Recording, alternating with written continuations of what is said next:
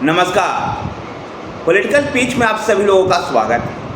आज इस वीडियो में चर्चा करेंगे हरियाणा की चुनावी दंगल। हरियाणा के चुनावी दंगल में रक्षा मंत्री राजनाथ सिंह ने यह आरोप लगाया है कांग्रेस के ऊपर कि कांग्रेस ने गरीब और युवाओं को गुमराह किया है। राजनाथ सिंह झज्जर में चुनावी सभा को संबोधित कर रहे थे। राजनाथ सिंह झज्जर में बादली विधानसभा क्षेत्र के गांव पटोदा में चुनावी जनसभा को संबोधित किया। वहीं पर उन्होंने कैथल के चिका में आयोजित जनसभा का भी वीडियो को कॉन्फ्रेंसिंग के माध्यम से संबोधित किया। हेलीकॉप्टर में तकनीकी खराबी की वजह से वो कैथल नहीं पहुंच पाए। तो हरियाणा में कांग्रेस भी अब चुनावी दंगल में आखिरी दमखम झोंक रही है। इसके तहत कांग्रेस ने अपने चुनावी घोषणा पत्र को जारी किया।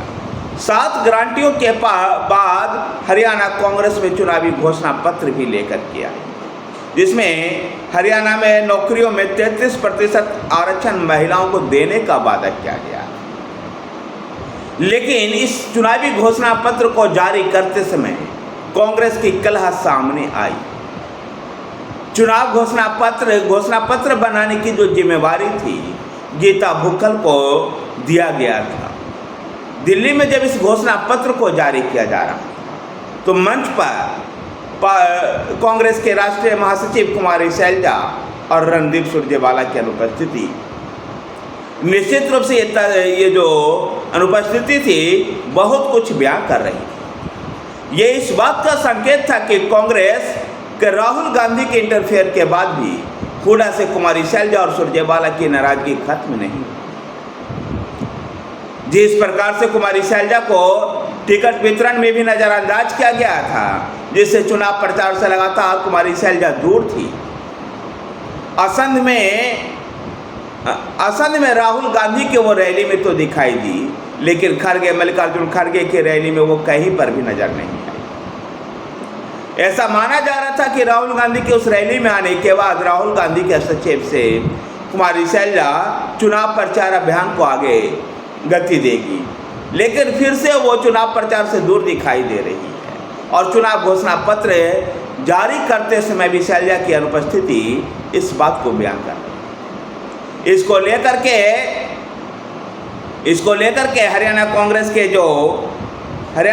के तमाम पदाधिकारी लोगों ने कहा है कि कुमारी शैलजा और रणदीप सुरजेवाला की व्यस्तता की वजह से वो लोग नहीं आ पाए। लेकिन ये राजनीतिक तस्वीर अपने आप बहुत कुछ कह जाती है। उधर उत्तर प्रदेश के मुख्यमंत्री योगी आदित्यनाथ ने भी उत्तर प्रदेश में चुनावी हुंकार भरी है और उन्होंने फरीदाबाद में योगी ने एक ही दिन में फरीदाबाद, महेंद्रगढ़, नरनौला, जगधारी, यमुनानगर और रादौरा में भाजपा प्रत्याशियों के समर्थन में जनसभा की। इस जनसभा में उन्होंने कहा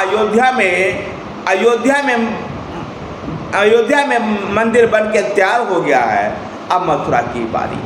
उन्होंने अयोध्या के राम मंदिर की भव्यता का तस्वीर हरियाणा के मतदाताओं के सामने रखा और उनके लिए मथुरा में मंदिर बनाने की तैयारी करने की बात कर करके एक बार फिर से वो ऐसे हिंदू वोटरों को उद्वेलित करने का प्रयास। फायर ब्रांड नेता के रूप में योगी आदित्यनाथ जाने जाते हैं और उसी तरह की छवि के अनुकूल हरियाणा में उन्होंने मथुरा की चर्चा कर हिंदुत्व की राजनीति को गरमा गए। न केवल योगी आदित्यनाथ ने हिंदुत्व की राजनीति को धार दी, बल्कि भाजपा की 10 साल की सरकार और उससे पहले की हुडा की कांग्रेस की 10 साल की सरकार का भी तुलनात्मक अध्ययन कर जनता को भाजपा के लिए वोट देने की अपील। धन्यवाद साथियों। हरियाणा की राजनीति में आम आदमी पार्टी ने भी इस बात प्रभावी तरीके से चुनाव लड़ने का प्रयास कर रही, लेकिन अरविंद केजरीवाल ने फिर से एक बार रोया है कि हरियाणा में अगर वो 3-4 महीने पहले जेल से बाहर होते तो हरियाणा की सत्ता भी उनके हाथों में होती और हरियाणा की सत्ता आम आदमी पार्टी के हाथों में ना जाए, इसलिए भारतीय जनता पार्टी और प्रधानमंत्री नरेंद्र मोदी ने जानबूझकर उनको जेल में रखा। कर देखना दिलचस्प होगा कि हरियाणा की राजनीति में इन तमाम दिग्गजों के जो अपने अपने बयान हैं, उनके बयान से मतदाताओं के मानस पटल पर क्या फर्क पड़ता है और मतदाता मतदान के दिन किस प्रकार का निर्णय लेते हैं। अब आखिर निर्णय लेना मतदाताओं को ही है। हरियाणा में क्या फिर से मतदाता एक बार भाजपा को हैट्रिक लगाने का मौका देगी या कांग्रेस की पुनर्वापसी करवाएगी। तो आम आदमी पार्टी को का झाड़ू कितना चला हरियाणा में, ये भी मतदान के बाद ही पता चल पाएगा। तो दुष्यंत चौटाला का जो दावा है कि सत्ता की चाबी ही केवल नहीं बल्कि ताला भी उनके पास ही इस बार रहेगा, क्या ऐसा होता हुआ दिखाई देगा। तो उधर इंडियन नेशनल लोक दल का चश्मा भी हरियाणा के राजनीति को बदलने का प्रयास कर रहा है।